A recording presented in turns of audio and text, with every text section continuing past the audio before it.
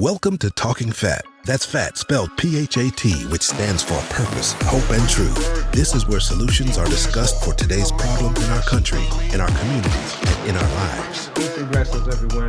Worldwide. Thank you for tuning in to another episode of Talking PHAT. And that's PHAT, P-H-A-T, not F-A-T, which stands for purpose, hope, and truth. And this is where we bring public information that a lot of time is not public knowledge. And listen, guys, I want you to tune in and get your pen and paper together this time, because we have a real estate expert that's coming to the forefront, right? He's opening up his own consulting firm, and we're going to dive into real estate, the importance of having someone with the knowledge of real estate to help you on your pursuit if you're buying or selling. And, we're going to go into his history, how he got into it, and what it is he's doing today. But I want to introduce you to a Mr. Brandon White. Brandon, how you doing today, brother? Fine this morning, Keith. And how about yourself, sir? Man, I'm doing well. I'm doing well. And as I always say, I thank you for taking time out of your busy schedule to spend this time with us today, man, because it's real important. Time is one thing that you can't make more of. We can make plenty of money, but time is something that's constant, right? There you go, like land. Hey, there we go. So that ties right in, right? Yeah. So, one of the interesting things that I know about you, Brandon, from talking to you is that real estate has been in your blood. You all the way back to your great grandfather. He was in real estate. My great grandfather. Oh, your great grandfather was in real estate. Wow. So that's a part of your lineage, man. Do you attribute that to you being who you are today? I attribute that to, I like to say it this way. I attribute that to my love of real estate and my thirst for knowledge about real estate. It's in your DNA. My DNA. Awesome, man. Awesome. So why don't you tell the people about a little bit of your history, man? How you got into real estate and where real estate has taken you through the years from the start to where you are now. Okay, well, I got into real estate back in 1999. And the way I got into it in 99, I was working with Nations Bank, and I had moved out to California doing mortgage closings for the bank.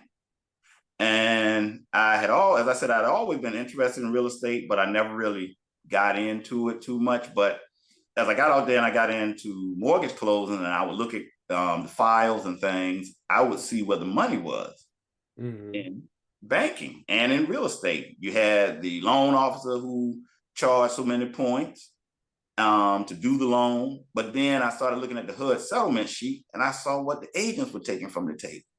Like, wow. They're making a little money. They the ones making the money, huh? They the ones making the money. And stretch of about, 45 to 60 days, depending on what the deal is. Once I finished my job out in California, because that was when right before Bank of America and Nations merged. I came back this way because I noticed there was some redundancy, or a lot of redundancy, that was going on with policies and procedures out there in California. So I came back this way. And when I came back, the first thing I did was I got into real estate. So started from 99, came on up. I worked with a couple of firms. I worked with Long and Foster. I worked with Prudential Decker. I used to work with Tanya Monroe at both Prudential Decker and the Mega Sales Center in Chesapeake. 1000. And real estate market took a turn for the worse. But when it was the good days of real estate, I went on to get my appraisal certifications, and just felt it was something that I needed to do. And when the real estate market stalled, I was asked to serve on a local government board regarding real estate assessments and a board of assessors. And then I went to the Board of Equalization, and I served on both of those boards, 3 terms each. And the individual who owned the company that was doing the mass appraisal process for the local government that I worked for was so impressed with my real estate knowledge, he offered me a job. Oh, okay. Working with them, doing mass appraisal. And that's when I stepped into mass appraisal, which helped me to get a much better understanding of values once the property was sold, and how the value or how the property can be taxed for revenue generation for local governments. Mm-hmm. That's where I've been ever since, and that was 2007. So I've decided to, as you had mentioned about me opening my own real estate consulting business, I said, well, I would go on and join those two hand in hand, Mm-hmm.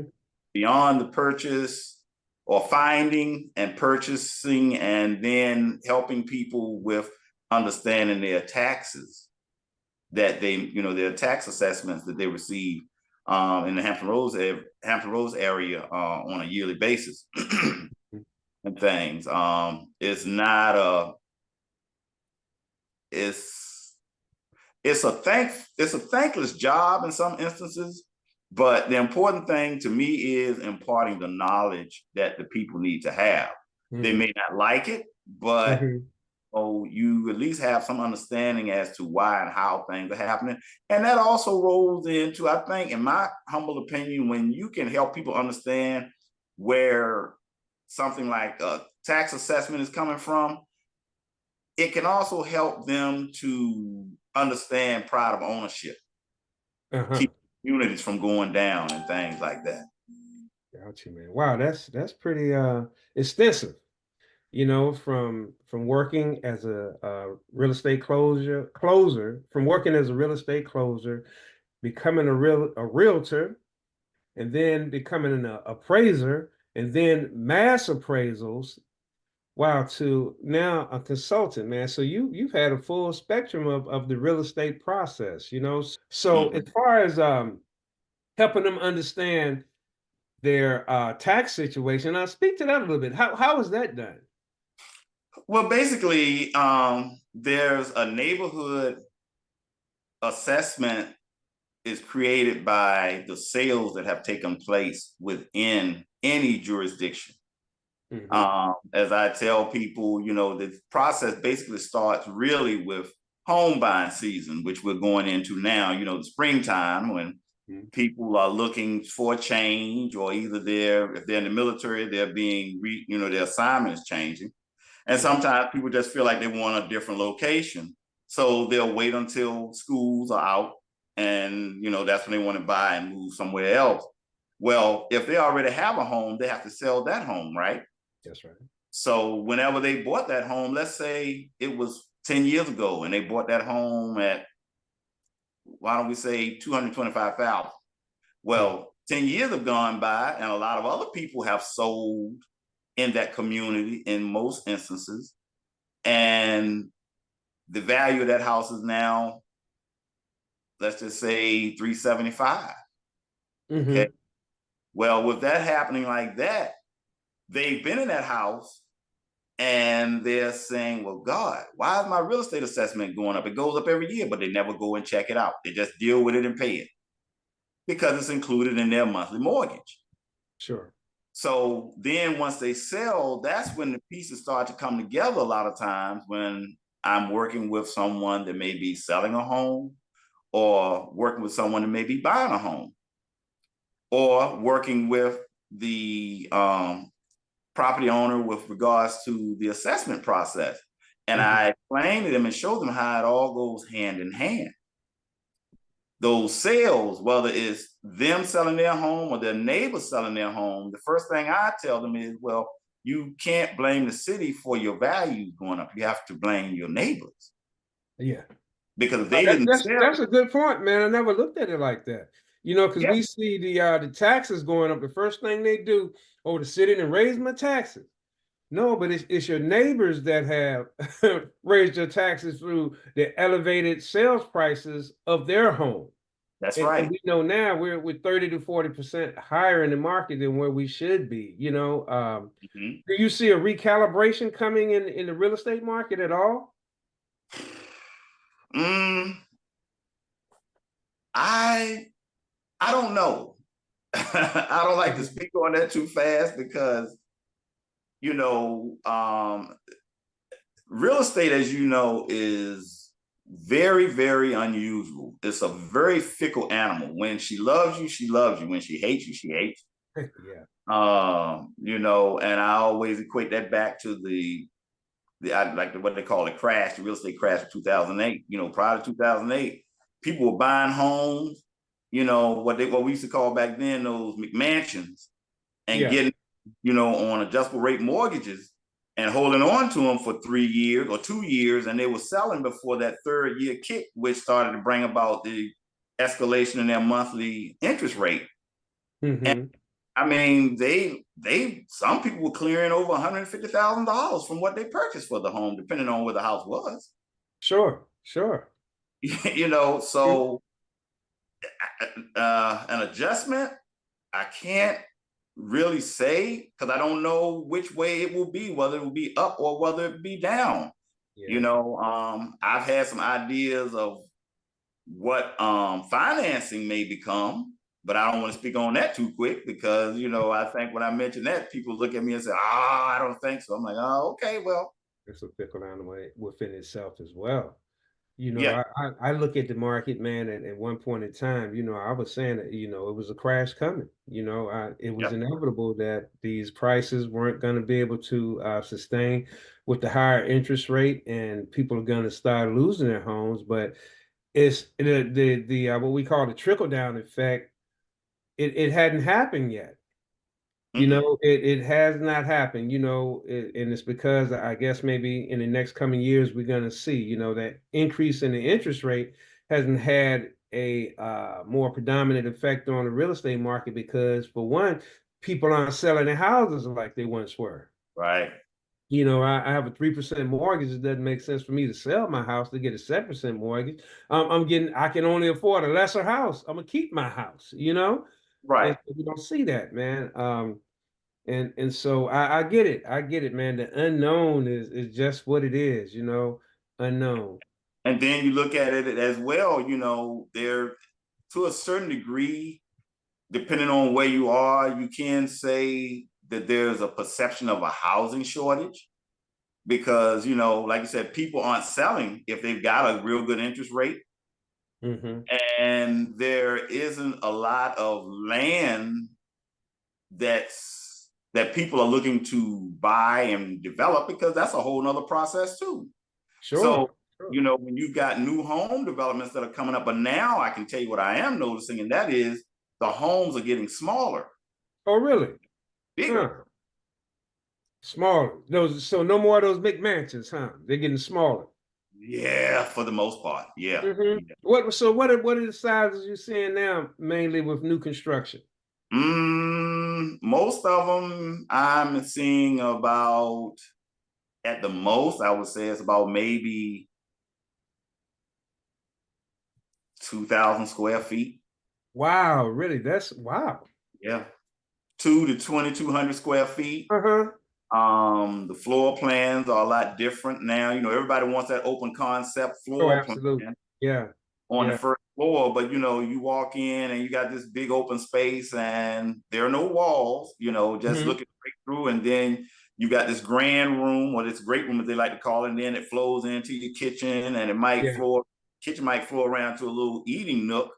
And then you may have a half bath down the hallway or something like that, because I've been noticing half baths are now showing up right on the opposite side of the kitchen. And I'm like, oof, that's I don't know. I don't know how I feel about that myself, but well, yeah, well, you ain't supposed to eat where anyway. Well, go ahead. Yeah, you know what I'm getting. And then, you know, you may have another little floater space down on the, you know, down the hallway, which could be a home office, or in some instances, put a closet in the bedroom.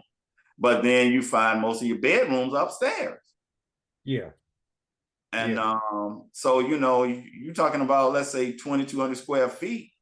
You have that little room downstairs on the first floor. And then you go upstairs and you got 3 bedrooms up there with a large master suite. Yeah.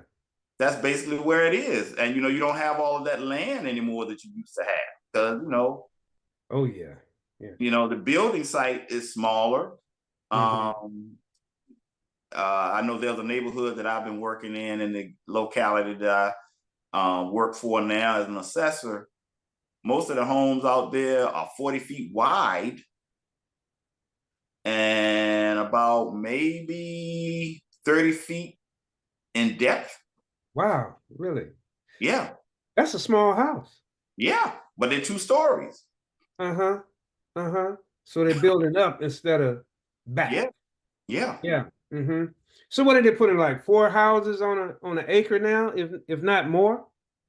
Well, the way that they're doing it now, with all the houses being built side by side, you Probably could putting do 6. what?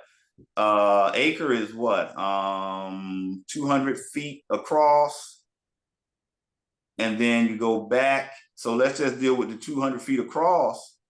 40 feet across with a house, and you got, let's say, 5 feet clearance on each side. You're talking about 50. So yeah, you got 4 home sites within a 200-foot space. Yeah. That's for frontage. And we ain't even dealt with the back part yet. Right. We haven't dealt with the back. Now it might go deep, but it's not going that deep because more than likely you got another street behind you where they're coming in and they're splitting it in, and They may be putting 4 houses on that other side then, huh? putting 4 houses on the other side, but your lot might only be maybe 80 feet deep. Wow, that is amazing, man. I remember back in the day going up to Northern Virginia and seeing these houses that were almost $1 million, and it seemed that you could almost reach out your window and touch your neighbor's house. And so that's what we're starting to see down here in Hampton Roads, apparently. Mm-hmm. Wow. Man, so where do we go from here, brother? What do you see as coming in as a consultant? How do you feel like you're going to be able to help the people? Well, basically is understanding the deal as you would like to have it, or like to try and make it as affordable and palatable for either because I like to work with a lot of buyers. So I try to make the deal as affordable and as palatable as I can for the buyer. Along with that, I believe in educating them. And I always tell them there's no dumb question. The only dumb question is the one that you don't ask. Sure. And if I say something that you don't understand, let me know and I'll further go into it to help you understand what I mean when I make a comment about something. So, and what I always tell people as well is no 2 deals are exactly the same. There you go. I like that. That's so true. So true. It's how that deal is structured, how much money that they have to put down in it, how much the seller may be looking to give a concession on certain things, and the price that the buyer offers, if it's amicable to the seller, sure. And then after you get that worked out, and then you got to pay attention to what your financing terms are and stuff. There it is. Yeah.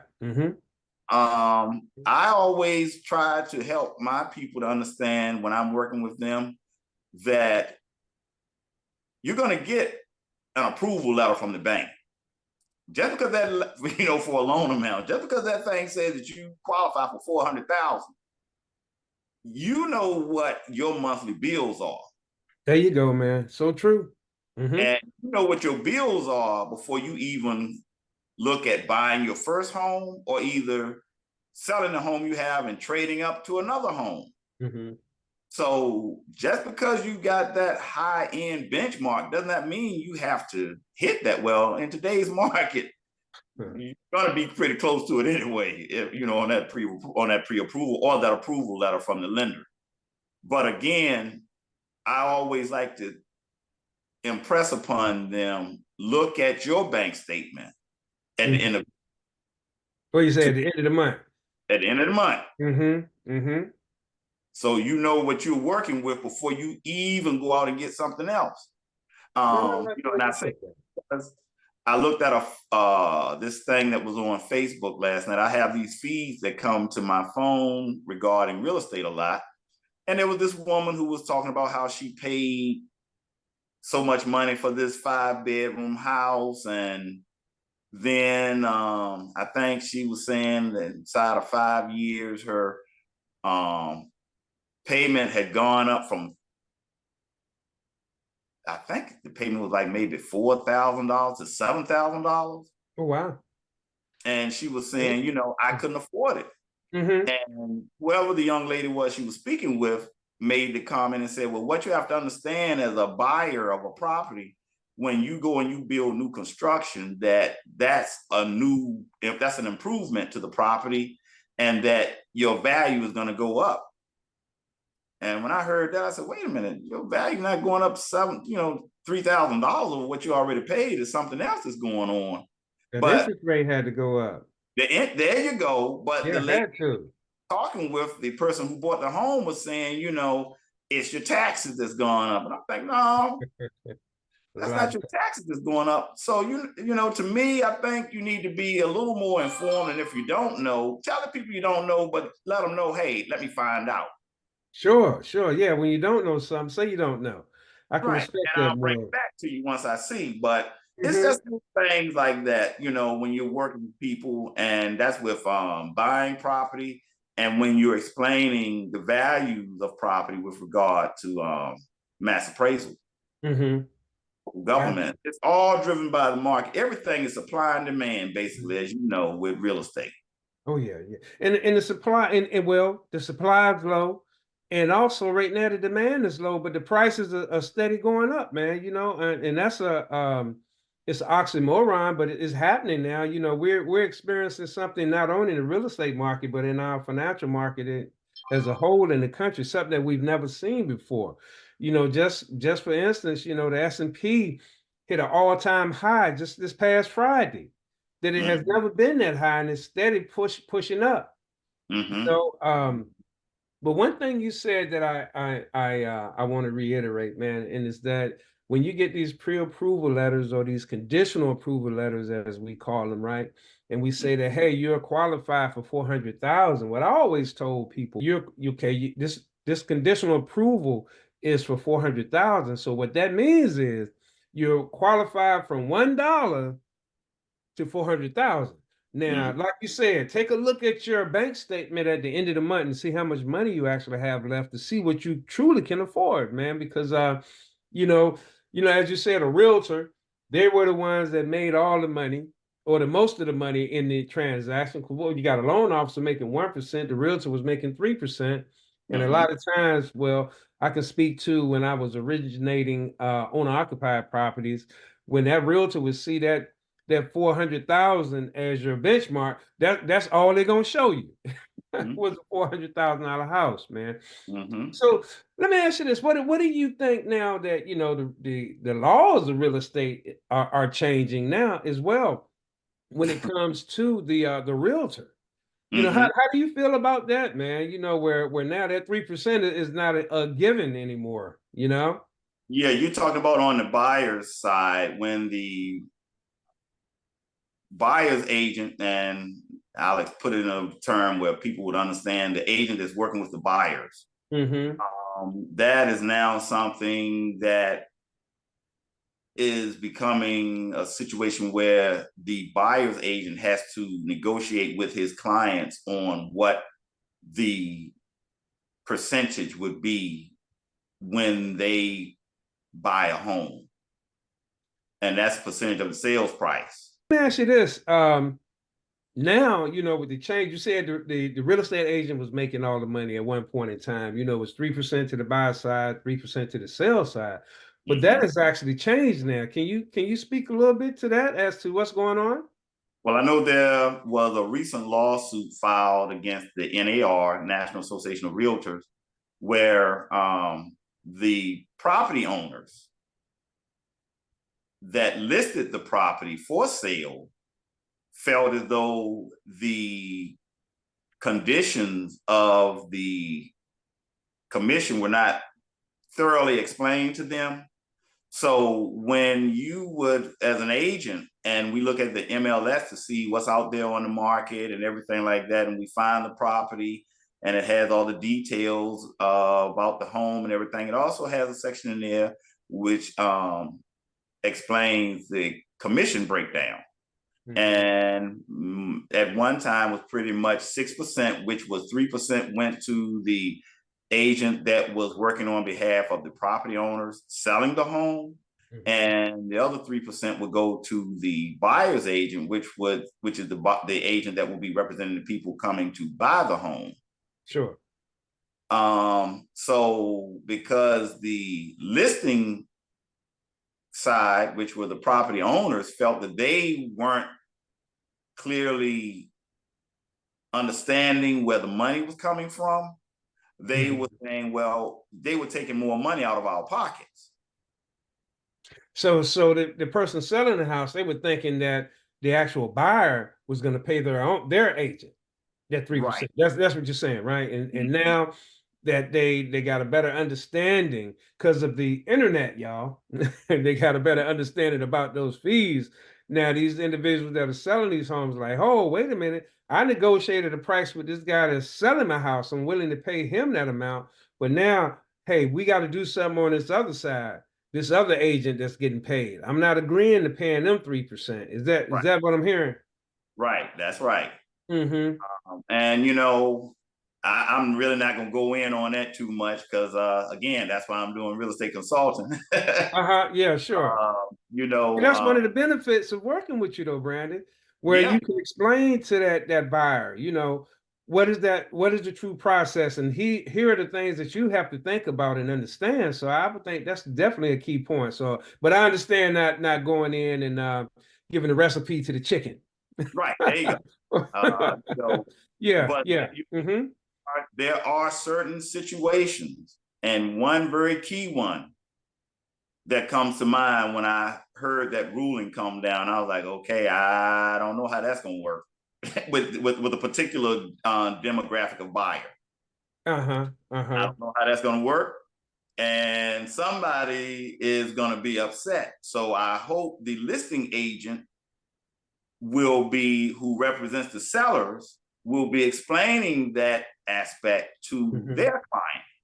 That's going to be looked at more so with the magnifying glass now, because if I was selling my house and I know I'm paying my agent that's selling my house 3%, when those contracts come in, I'm going to be looking at what this negotiated price that this buyer's agent is coming forward. So if I got a buyer's agent that's say want to give me my offer price, but that buying agent is saying, hey, I got one that's going to say, hey, 3%, and then I got another one that says 2%, that may sway me to take that other contract.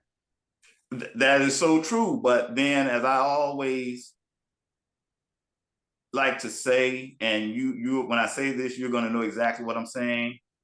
You get what you pay for. So if the buyer's agent, which is the agent representing the buyer, said, well, okay, I'll represent my clients for 1%. A lot of discount agents out there with different things on either side, buyer side or seller side. And they said, well, I'll do it for 1%. That's not a bad thing. But if you should hit some type of glitch along the purchase and the selling process, who can you get mad at if they really can't work their way around that situation? I got it. You paid for the discount agent.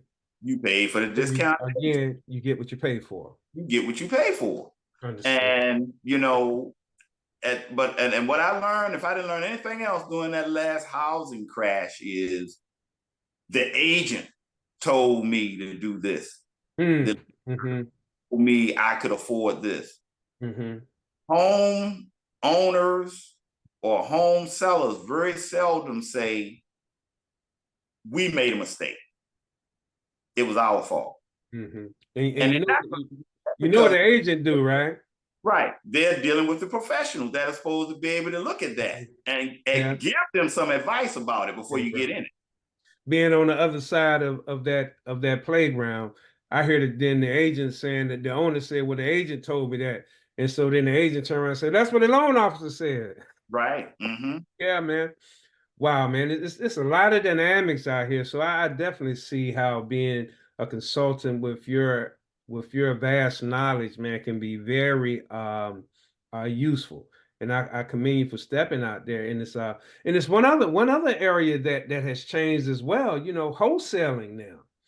Mm-hmm. That's another thing that changed. Can you speak to what's going on with wholesaling and explain? Well, Well, first of all, explain it up because I see these commercials and these things on Facebook and YouTube. Hey, we're coming into town. Come on and split this real estate deal with us. And basically, only thing they're doing is getting a bunch of bird dogs. And you know what a bird dog is, pointing to the deal, right? And they say they're going to split the profits with them, but that's going to be gone out the window, possibly outlawed here in a short period of time. Can you speak to that?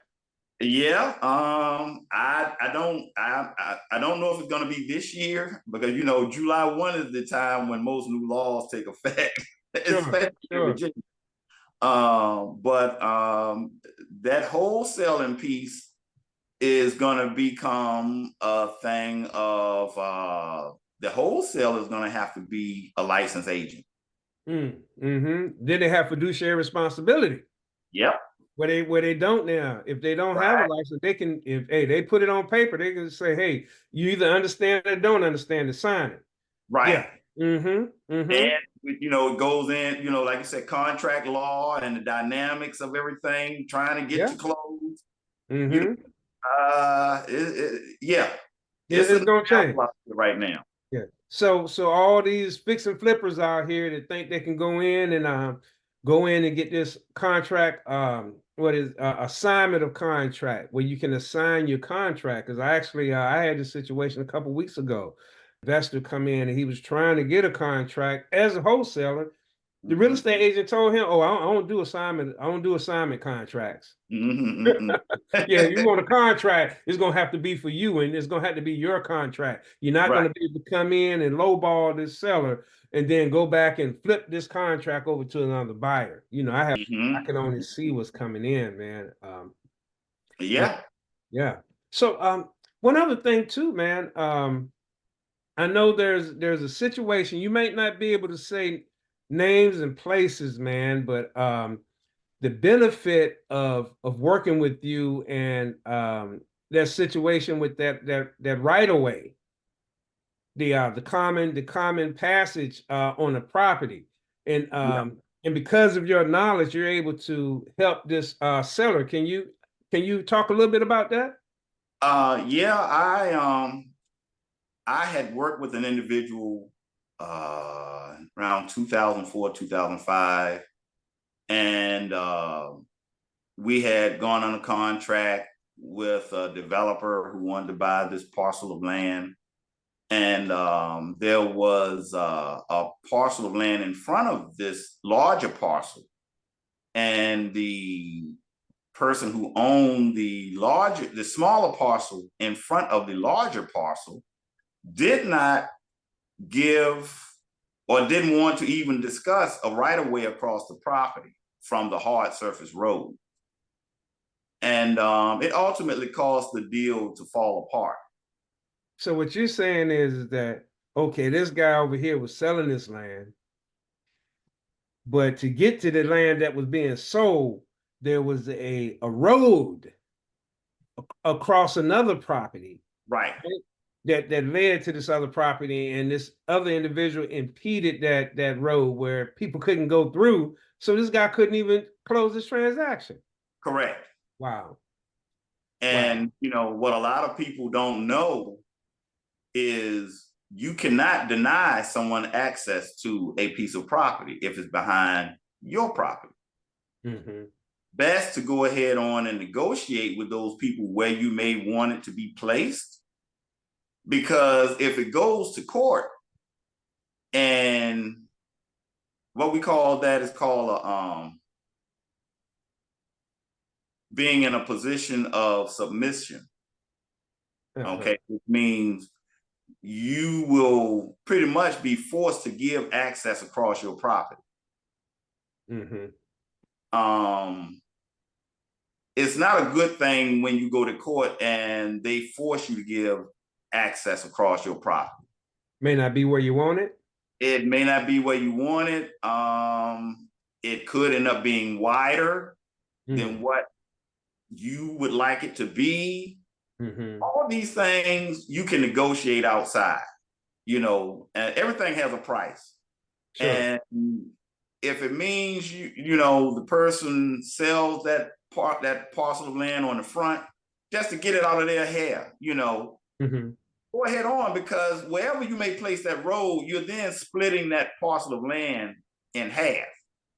You're splitting it in half, or you split it into 2/3 on one side, 1/3 on another side, And I mean, if that's what you want to deal with, that's fine. But it's better to try and negotiate where you would be okay with that right of way being in place, or just selling the parcel of land altogether. I always tell people, don't get so caught up in the minutia of things. Because you have a lot of people who are saying, well, I don't believe we should be selling or building up like we should because of this, that, and the other. The earth is crying. Well, earth is crying, but yeah, guess what? People still got to have somewhere to live too. Absolutely. And so, if memory serves correctly on that situation, that what you say back in 04, 03, 04, when you dealt with that, they had that area had a certain amount of houses that could be built on that land that was proposed to be sold. Now we fast forward to today, and that number has changed. Yeah. Unbeknownst to the owner. Yeah. Of the property. Wow, that kind of shocked me. So this guy is still paying taxes the way he did back then in 04, 03 and 04, where it could possibly be adjusted now, where he could get some back pay. Yeah. Yeah. And again, because, I always tell people, what I tell people first and foremost, when they buy a home, that's buying a home, or you got land somewhere else or whatever, you make sure that you go to that city council or that board of supervisors meeting. That's your property in whatever locale that it is located in. Because things happen at those meetings where if you're not there to express your dismay, dislike, or out and out outrage about what's going on, guess what? Stuff will take place, and when it's all said and done, you're standing there and there's a new policy or procedure in place. And it's affecting your property. Then when you go complain about it, what's the first thing they'll say? Well, did you go to the city council meeting? Yep. Did you let somebody know? Did you voice your opinion? Yep. And it's sad to say, a lot of times, the people, our people of color, we don't take that time, really, to be totally honest about it, because we're caught up in the day-to-day grind, man. We got our heads down trying to take care of, but it is our responsibility. And so it's situations like this that we need to bring light to it, and how it is important to go to those city council meetings to know what your local government is doing. That affects you. And then a lot of times I like to add this piece to it as well. Due to our history, a lot of us don't like to go to where government and government transactions are held. Yeah. Most times the courthouse. Yeah. The courthouse is taboo. I'm not going down to the courthouse. Right. Y'all not gonna get me down there with those folks. They do what they want to do anyway. Well, you know what? You go in there and let your voice be heard, and you got some property down there. It's gonna make you think, because if you go down there and you sound off your dismay, guess what's gonna happen? They don't know if you're gonna go back to the community and blow the whistle on them about what they're trying to do down there. Yeah, especially because they're voted into place. Yeah. They're voted into place. Yeah. Yeah. And speaking of that too, a lot of times too, as a property owner in those areas, you're allowed to vote on certain issues within that meeting. Isn't that correct? Yeah. Mm-hmm. Yeah. I mean, it could be things going on. Well, let's say there's some type of improvement that the neighborhood needs, Mm-hmm. and then make it known. Mm-hmm. Don't just sit there and let things continue to move forward. You know what I mean? Sure. If it's creating let's just say a value impacting situation within the community. Mm-hmm. Like and sometimes I've seen situations where there haven't been streets and curbs and gutters put in, and when it rained, water puddles, and it's almost impassable. People are losing cars because the water is so high and stuff. Well, if it's like that, go down there and talk with the people of city council. I get it.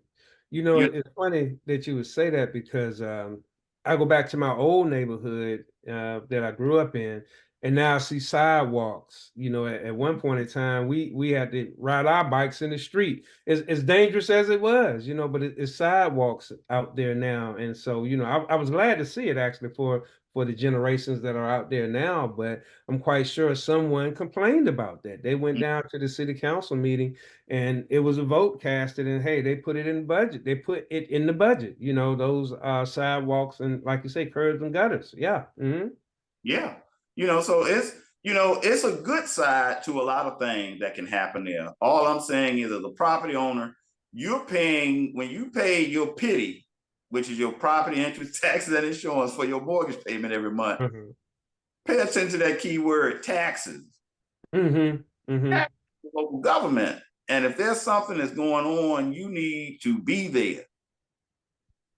Mm-hmm. You need to be there. I know when I worked up in Northern Virginia with a local government, and they had a lot of data centers that were starting to pop up around, very affluent neighborhoods and things like that. For a while, there was a run on where these things were positioned in, because the local government was looking at the money that thing was going to generate. They were like, okay, fine, we'll let that go forward.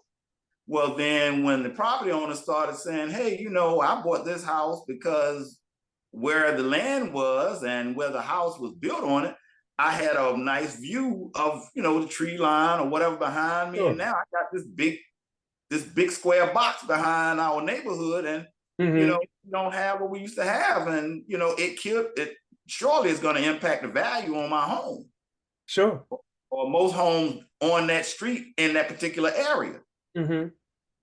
They got it together, and they went and they complained, and the local government became a little, or should I say, a lot more strategic in where they allowed these data centers to go. That makes sense. Yeah. It's again, like I say, you have a voice. You pay for it every month. So I like the way you put that, man. Said it. You have a voice. You pay for it every month. I like the way you said that. Yeah, you pay for it every month. Yeah, man. Well, look, Brandon, man, you've given us a wealth of information, man, and I really appreciate your time today. But now, there's a prerequisite to coming on to the show. Mm-hmm. You have to bring what we call the sauce. Now, that sauce is some information.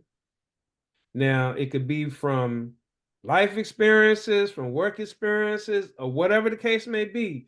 But a person listening to this podcast right now, they can take your sauce and put it into play in their lives immediately. Mm-hmm. So, Brandon, let me ask you this. What say ye? What sauce did you bring for us today? The sauce I bring today is something that my dad used to say to us growing up in the house. And there's a story with my dad as well, and you know about that. My dad was a Tuskegee Airman, and we never knew about it until the last few years of his life. But what he used to always say is, nothing beats a failure but a try. I like that, man. I like that. I tell my grandkids, if you say you can, or if you say you can't, you're right. That's right. You got to try. You got to try. You got to at least give it your best effort. who is it?